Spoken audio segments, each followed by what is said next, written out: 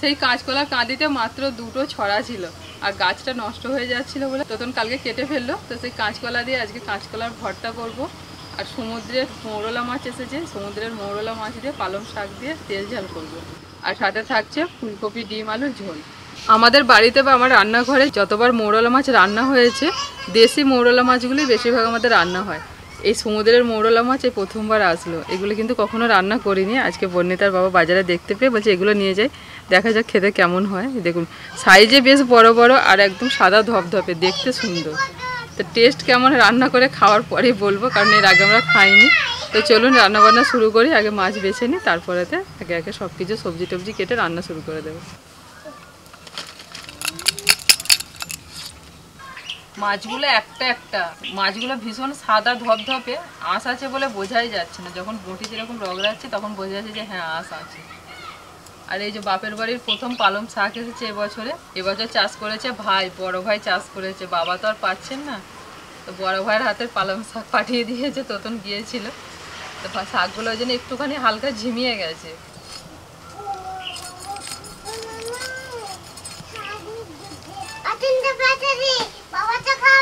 আগে রান্না হোক, তারপর তো তোর বাবা খাবে।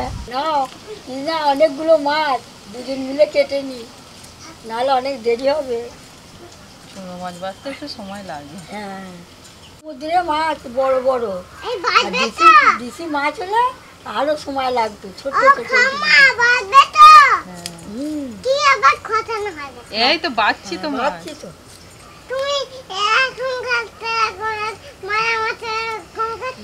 নাহলে যে হাঁসগুলো উঠবে কি করে? আমি তো শিক্ষা দিচ্ছি খামাকে।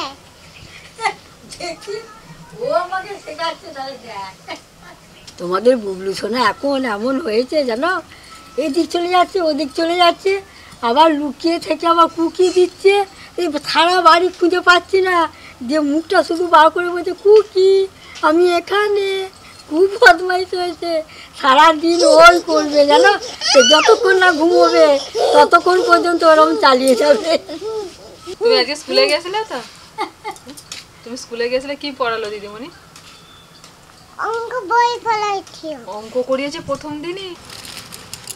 দাদু আর দুই নাতনির জন্য এসেছে পিস কাটা মাছ, কারণ চুনো মাছ খেতে পারবে না, ওই জন্য তিনজনের জন্য 3 পিস কেটে নিয়ে এসেছে। মাছ বাছা হয়ে গেছে, আর এদিকে মাছটা ধুয়ে রেখে আমি সবজি কাটতে বসে পড়েছি। আর মাকে বলছি যে আপনি ততক্ষণ উনানটা ধরান, যেগুলো সিদ্ধ করার আছে ওগুলো করুন ততক্ষণ।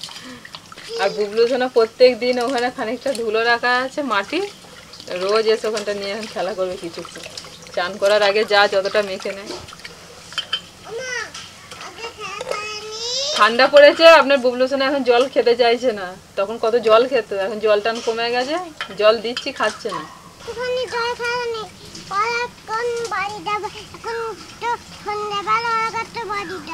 আপনাদের বলছিলাম না যে গাছের যে কলা কাঁদিটা হয়েছিল একদম ছোট, দুটো ছড়া, এই দেখুন দুটো ছড়া, আর সরু সরু হয়েছে কাঁদিটা। গাছটা নষ্ট হয়ে গেছে, জন্য বেশি বাড়তে পারেনি। তো এই কলাগুলোকে দিয়ে আজকে ভর্তা বানাবো। কলাটা ঠিকঠাক মোটা হলে না, এই যে শিরগুলো উঠে আছে এগুলো ফুলে যেত। এই শিরগুলো তখন অতটা বোঝা যেত না, অনেকটা ভিতরে শ্বাসও হতো। এই কচি কলার ভর্তাটাই ভালো লাগে। এদিকে আমি ডিমটা সেদ্ধ করতে বসিয়ে দিয়েছি, আর দিয়ে তারপরে এই মাছগুলো একটু নুন হলুদ মাখিয়ে নিই। এটা বুবলু কাতলা মাছ।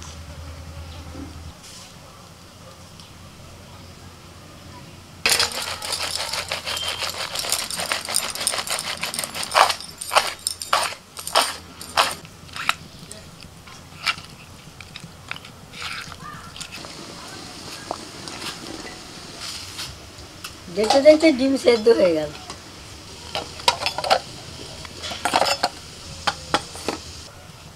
ডিমটা সেদ্ধ হয়ে গেছে, এবার তাহলে কাঁচকলাটা নিয়ে যান না, একটু কাটা একটু নুন হলুদ দিয়ে দেবেন। কড়াটা পরিষ্কার করে ধুয়ে নিয়েছি, এবার কাঁচকলাটা সেদ্ধ করতে দিচ্ছি। একটু হলুদ আর নুন দিয়ে সেদ্ধ করতে দিচ্ছি।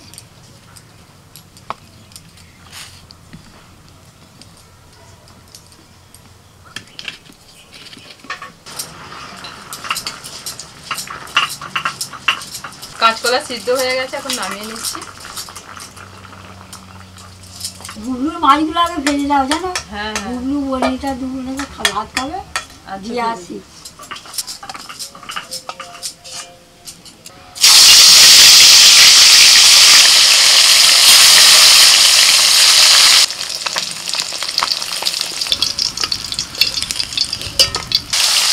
এবার মোরলা মাছ ভেজে নিচ্ছি।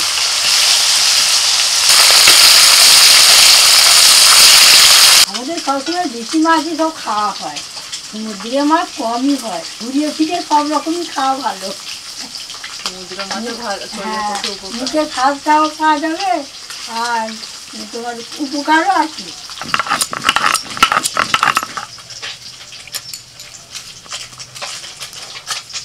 সেরকম কিছু বাটার থাকে না, ওই জিরেটা বাটছি আর ওই একটু আদা দিচ্ছি। যতটা পরিমাণ মোরলা মাছ নিয়ে এসেছে তাতে আমাকে 3 বার ভাজতে হবে, এই একবার ভাজা হলো। ওষুধকে তুমি যা বলবে তার থেকেও বেশি নেবে। সব জিনিসই বাবা ছেলে সমান, একজন ধরে আনতে বললে বেঁধে আনবে, ও ঠিক আছে শাক দিয়েও খাওয়া হবে, দুটো ভাজা রেখে দেবে খাওয়া হবে। ভেবেছিলাম 3 বারে ভাজা হয়ে যাবে, কিন্তু 3 বারে হলো না, 4 বারে মাছগুলো ভাজতে হলো, এতক্ষণে ভাজা শেষ হলো। ওই মাছ ভাজার তেলের মধ্যে 2টো শুকনো লঙ্কা ফোড়ন দিলাম, পেঁয়াজ কুচি,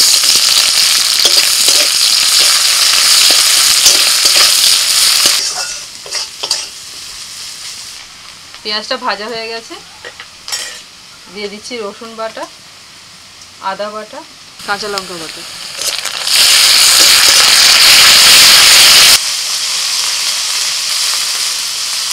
আদা রসুন কাঁচা লঙ্কা ভাজা হয়ে গেছে, অল্প একটু জল দিই, লবণ, জিরের গুঁড়ো, হলুদ গুঁড়ো, একটু লাল লঙ্কার গুঁড়ো,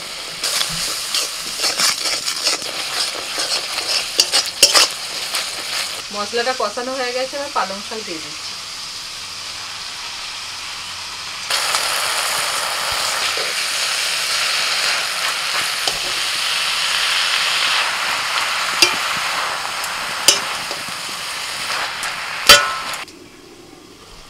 পালং শাকটা নাড়াচাড়া করে 5 মিনিটের জন্য ঢাকা দিয়েছিলাম, দেখুন সিদ্ধ হয়ে কতটা কমে গেল পালং শাকটা। এখনো কোনো জল দিইনি শাকে, শাক থেকে যে জলটা বেরিয়েছে ওতেই রান্নাটা হচ্ছে, আমি অল্প করে একটু জল দিচ্ছি। অনেকটা ভাজা মাছ, তাই সবটা দিচ্ছি না, অর্ধেক করে দিচ্ছি, কারণ এতটা লাগবে না, শাকের পরিমাণ অনুযায়ী মাছটা দিতে হবে। পালং শাক দিয়ে সমুদ্র মোরলা মাছের ঝাল আমার হয়ে গেল, এবার নামিয়ে নিচ্ছি। তেলের মধ্যে ফোড়নে শুকনো লঙ্কা, কালো জিরে, থেতো করা রসুন, পেঁয়াজ কুচি, লবণ,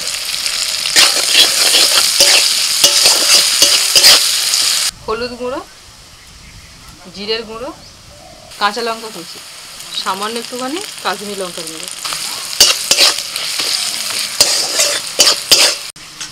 ভালো করে মশলাটা করে নিয়ে এবার এই যে সিদ্ধ করা কাঁচকলাটাকে বেটে নিয়েছিলাম, তো সেটা দিয়ে দিচ্ছি।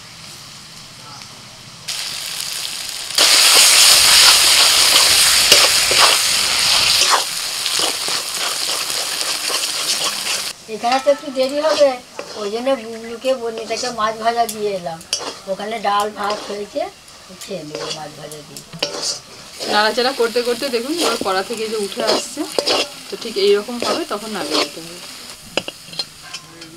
এবার ডিম ফুলকপিটা রান্না করব, দুটো রান্না তো হয়ে গেল। কড়াইতে তেল গরম হয়ে গেছে, তেলের মধ্যে একটু লবণ আর হলুদ দিয়ে দিয়েছি, এখন ডিম দিয়ে দিচ্ছি।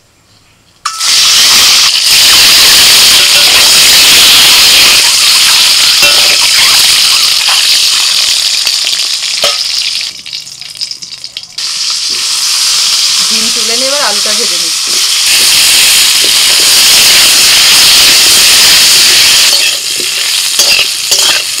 আলুগুলো ভেজে তুলে নিচ্ছি।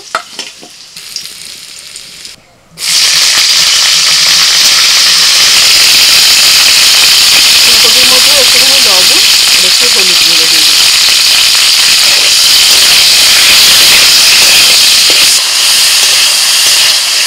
অফ সিজনের ফুলকপি হলে না একটু ভাপিয়ে তারপর ভাজতে হয়, আর যেহেতু এটা সিজনের ফুলকপি, শীতের ফুলকপি, তাই ভাপানোর দরকার নেই, একটু লবণ একটু ভেজে নিলেই হবে। তেজপাতা, শুকনো লঙ্কা আর দিচ্ছি গোটা জিরে, পেঁয়াজ কুচি,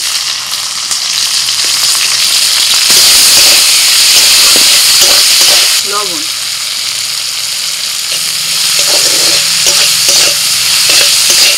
পেঁয়াজ অর্ধেক ভাজা হয়ে গেছে। এবার আমি টমেটো কুচি দিয়ে দিচ্ছি,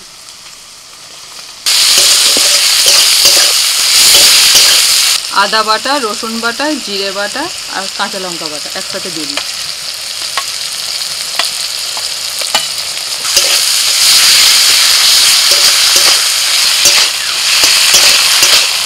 ধনের গুঁড়ো, হলুদ গুঁড়ো আর কাশ্মীরি লঙ্কার গুঁড়ো একটু জল দিয়ে গুলে নিয়েছি। এবার আস্তে আস্তে মশলাটাকে কষাতে থাকবে। বেশ কিছুক্ষণ ধরে মশলাটা কষিয়ে নেওয়ার পরেতে দিয়ে দিচ্ছি ভাজা ফুলকপি আর আলু।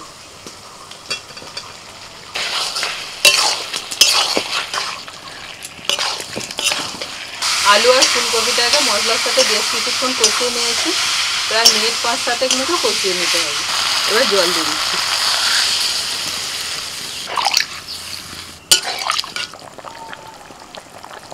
আলু ফুলকপি প্রায় অর্ধেক সিদ্ধ হয়ে গেছে, ডিমগুলো দিয়ে দিচ্ছি।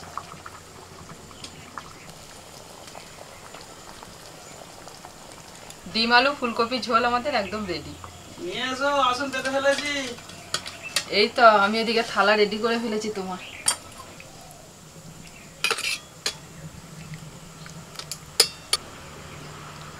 এখানে বসছো? এসো।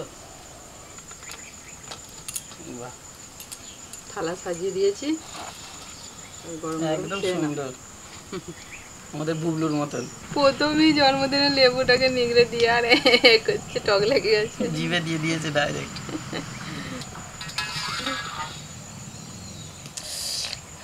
ঝোল একদমই গরম নামিয়েছি, এগুলো ঠান্ডা হয়ে গেছে, এগুলো অনেকক্ষণ করেছি। হ্যাঁ একদম কাঁচকলা ভর্তাটা দিয়ে আগে খাও। একটু লেবু দিয়ে আর এই যে কাঁচা লঙ্কা, এইসব রান্না হচ্ছে যুগ যুগ জিও, সারা জীবন বেঁচে থাক। এই রান্না কখনো পুরনো হবে না। যেখানেই যাই আর যত ভালো মন্দই খাই, তারপরে এরকম রান্না আবার বারবার ফিরে আসি। আর একটু ভাত নেবে, কাঁচকলার ভর্তা দিয়ে তোমার অর্ধেক ভাত খাওয়া হয়ে গেল। আমার এত ভালো লাগছে গো, আমার এত কিছু না করে শুধু কাঁচকলার ভর্তাটা করলেই হয়ে যেত, সব ভাত খাওয়া হয়ে যেত। মায়ের কিছুটা দিকে খাওয়া হয়ে গেছে, যে পাঠিয়ে দিয়েছিলে। এবার তোমার আর তোতনে শুধু বেড়ে ফেলো, ব্যাস। এই হচ্ছে আজকের স্পেশাল সমুদ্রের মৌরলা। সমুদ্রের মাছের যে একটা আলাদা একটা স্বাদ থাকে না, যে কোনো সামুদ্রিক মাছের, সেই ধরনেরই স্বাদ। দেশি মৌরলার মতন কিন্তু খেতে নয়, মানে গরম গরম যা দেখছি এগুলোই খেয়ে শুধু, শাক খাই না এখনো। এরকম গরম গরম ভাজা দিলে প্লেটের পর প্লেট পরিষ্কার হয়ে যাবে। এই রকম সাইজটা চাই, বড় বড়। শাকটা দিয়ে ভাতটা মাখি একটু।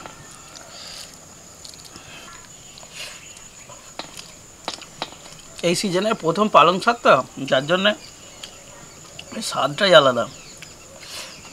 আমাদের বড় চাষির হাতের পালং শাক, তার আবার টেস্টই আলাদা। মানে ও আবার বেশি ওষুধপালা বিশ্বাস করে না, যেগুলো জমিতে টমিতে দেয়। বলবে না এমনি ভালো হবে, দারুণ চাষ করেছে। এইটা সবচেয়ে গরম, ওই জন্য এটা সবচেয়ে শেষে। পালং শাকের মতনই শীতের প্রথম কপি। এখন তো সারা বছরই পাওয়া যায় ফুলকপি, সারা বছরের যে স্বাদ সেইটা খুব একটা ভালো হয় না। এই শীতের যে ফুলকপিটা না, এর স্বাদের আলাদাই মাত্রা।